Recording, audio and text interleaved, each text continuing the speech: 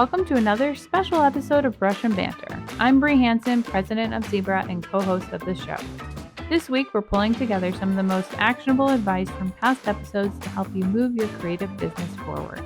In this minisode, we're talking about marketing, but in a way that actually feels natural. Because showing your work, telling your story, and getting clients shouldn't feel like you're constantly selling. You'll hear from Shannon McKinstrie, Off the Wall Murals, and Alyssa Vilardi as they share how connection, visibility, and authenticity all play a role in growing your business, without chasing trends or forcing content that doesn't feel like you. Our hope is that this episode helps you think about marketing as an extension of your work, not something separate from it. So when someone says, I want to grow on Instagram, what's the first thing you want them to understand how growth actually works? Yeah, I think, one of the things I always tell people before, I always like to say messaging before anything. Like, figure out your messaging, figure out why people want to buy from you, what makes them want to follow you, right? And a lot of it is, building a community and making sure that people feel like connected to you guys, especially with you guys, like a product. Like, products still have a personality, if you will, right? It's the people, it's the culture, etc. So the biggest thing I tell people before they even start is, before you even try to start posting, like, understand why you're showing up, who is going to want to follow you, and really get to know them. So I always think market research is the best thing to do before you even start posting, so that you don't get frustrated. Yeah. And when it comes to growth, especially right now in 2026, the biggest shift we're seeing is just like, sure, aesthetics are still, I guess, part of Instagram's vibe, but it's really about belonging. So the more that, even if it's a product or a service or a personal brand, you want to make sure you feel like you're inviting people into this world of yours, if you will. Right. So it's beyond just content. I think everyone just thinks like, oh, what do I need to post and what's going to get me to grow? When really it's like, what's going to make people feel like they belong? What's going to help them? What's going to make them feel connected to you?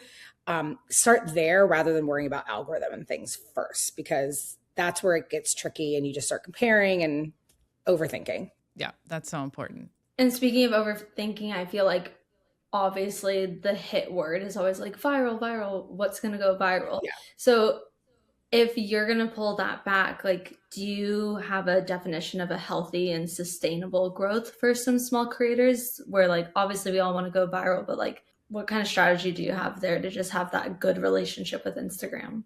Even just setting your own personal goal, like if it is followers, but don't make it crazy. It like, some people might get 100 new followers a month. Some people might have a viral spike and then they get 10,000 off one reel. And that doesn't always happen. I just hope people know that that's not the norm. It happens. And actually a friend of mine, she just went from 50K to 100K in like a month. And it's crazy. She's like, oh my gosh, what just happened? I'm like, yeah, it happens sometimes. And then it will kind of slow down a bit and then ramp up again. So there's no real average, if you will, right? It just really depends on creating that content that's going to resonate and be shareable and keep people watching. So especially with people in the art world too, right? Retention is such a big thing right now. Like, that's like, you can look at it, your insights. If you go to your reel, or if you scroll all the way down in insights, it'll say retention. You can see how long people stuck around, and Instagram is really looking at that. So what's cool for a lot of people in the art space, I'm like, dude, retention's going to be awesome for you guys. Because if you're creating something, we want to see the final result. So I would focus on, if you want to grow, focus on creating content that retention is high, watch time is high. It's going to get pushed out more and more and more. But I've had viral spikes and I've gained some followers, but I mean, it's more so, it's interesting. I feel like more of the content of mine that doesn't go crazy gets the most followers. Might talk to cameras that might not go crazy, but they'll get hundreds of new followers off one reel. And my viral ones, I'll get some, but it's not like, I don't know. It's interesting. I think people have got more picky with who they follow.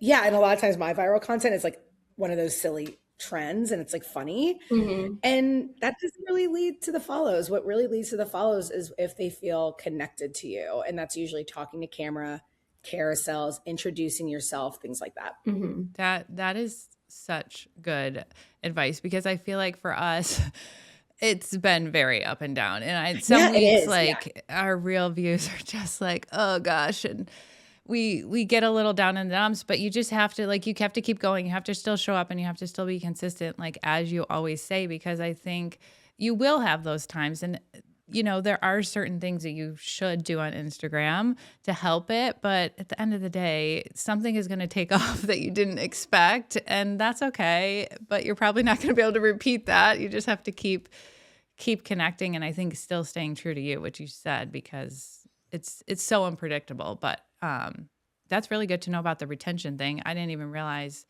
that was a thing. Yeah, it's like one of their big new insights that they gave us. And it's like takes up an entire part of the insight. So I'm like, ooh, this must be important. And then they came out saying that, retention's a really big deal. So, but it just comes down to watch time and watch time. I think a lot of people only assume watch time is reels, but watch time is also carousels. So if you have a carousel, you want to make sure they're going to the end. And again, you just got to make sure the content's interesting enough to keep watching or interesting enough to keep swiping. And if it is, it's going to do really, really well. So when you're evaluating a reel that performs well, what do you think are the elements that usually matter the most? Is it the actual content of it?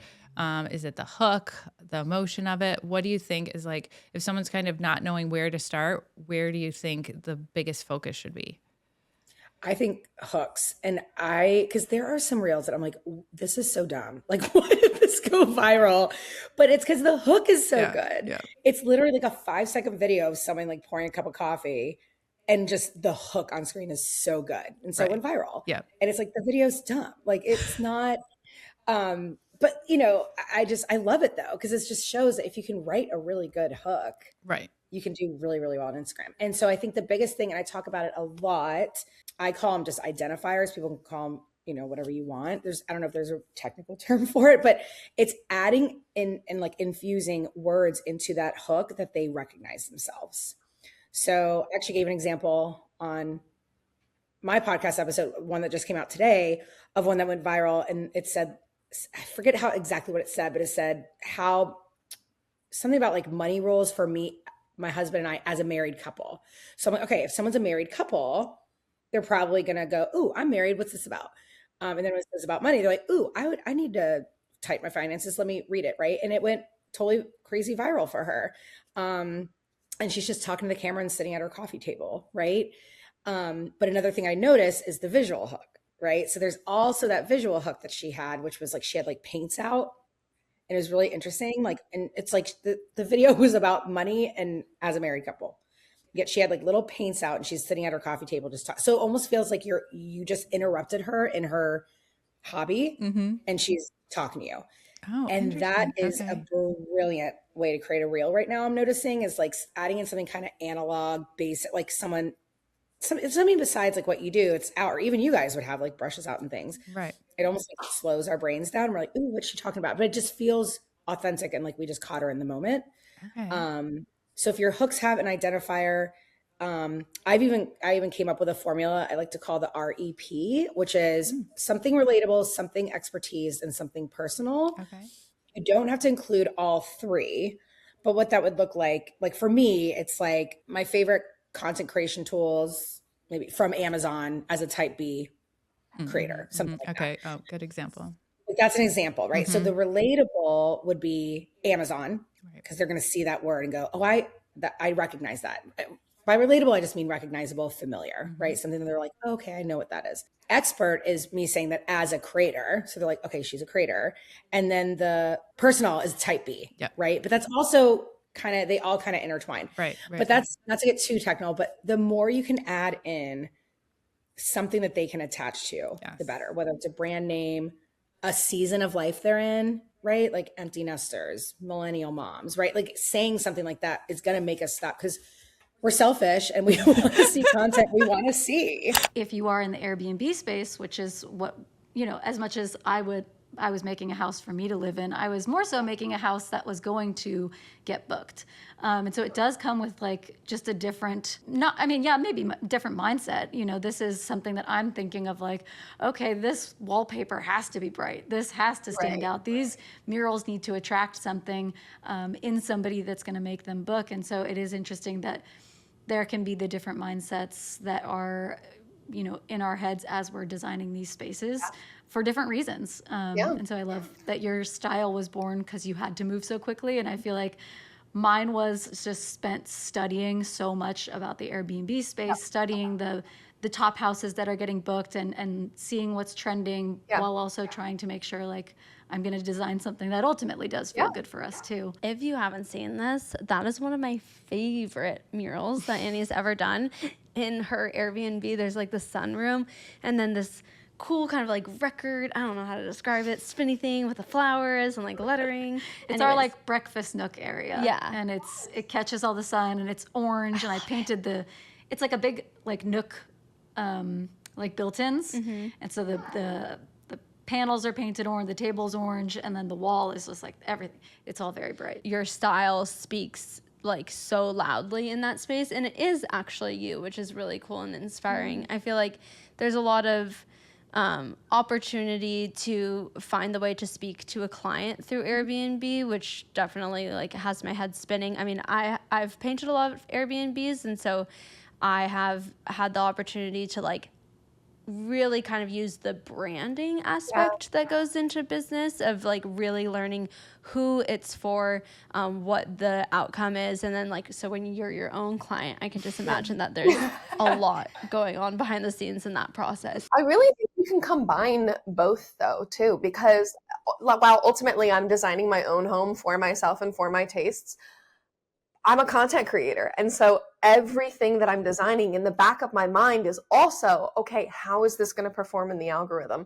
Is my following going to like this? Is this going to bring value to my page? And so I'm constantly thinking about that. And like, okay, need to go bigger, need to go bolder, need to go all of this, because that's where the internet is nowadays. So I do have to combine those things. It's hard sometimes, I think, to not lose yourself and your style when thinking about that. But ultimately, as a business owner, you do have to think about those. And I think you really did a really great job of like combining what made you happy and showing off your talent, but also creating a space that like would absolutely be bookable. Thank you. Yes. Yes. And it's been super fun. Part of the reward has been we get a lot of bachelorette parties, and I love seeing pictures of the girls like posing in front of all the murals, and that it is like so rewarding. And I'm sure that you get the same feeling, you know, if somebody purchases from you and then they're showing it off too, it's like, that's a fun moment of joy and payoff for all the work that goes in. So marketing, you guys like are sparking my mind right now with content creation, marketing.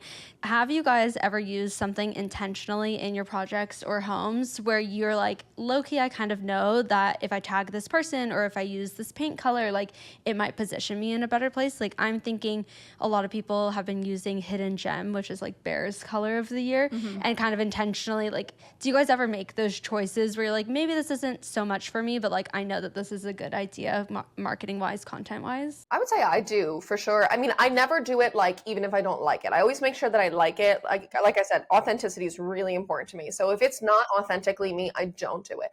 But unfortunately, like you kind of do need to grab that attention within the first 3 seconds. That's just content creation.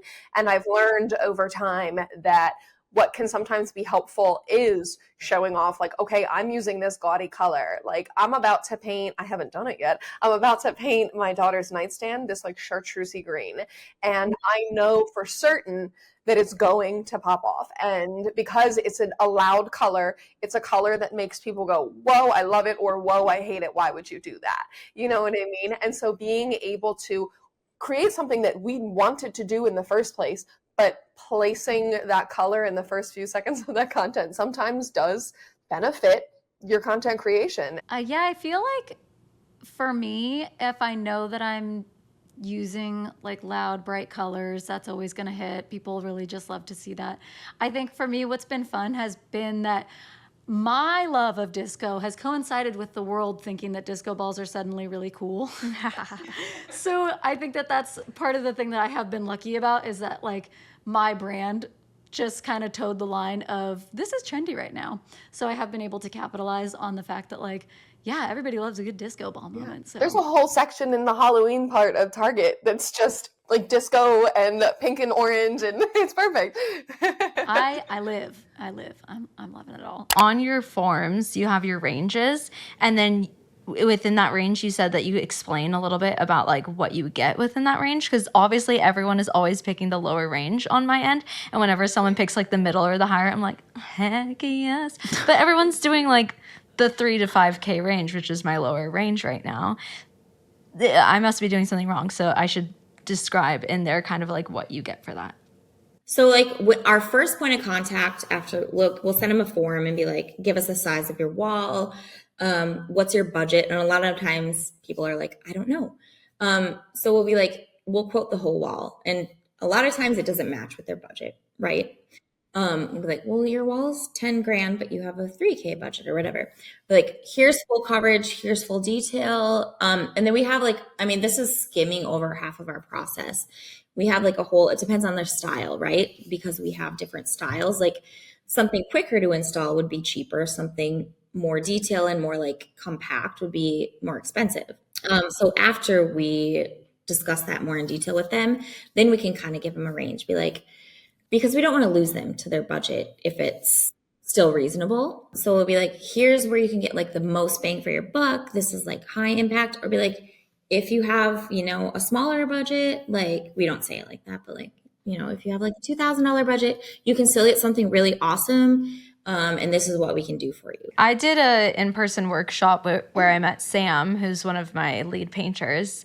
And what I call it is Rosemont Lane certified. So you guys could kind of like use that where like when you're explaining to the clients, because that's the other hard thing is you're like, oh, I have the communication, you're reaching out to us, but you're going to work with my lead painter, Sam, who's Rosemont Lane certified. It just kind of like feels a little bit more of that like professional vibe.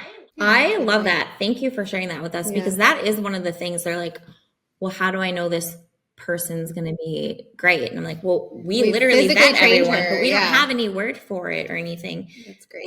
That's really smart. I think the other thing that, for you guys, at least impressing upon clients, like you two have built your entire business on trust between each other, trust of partnering with a total stranger and building a life together and building a business.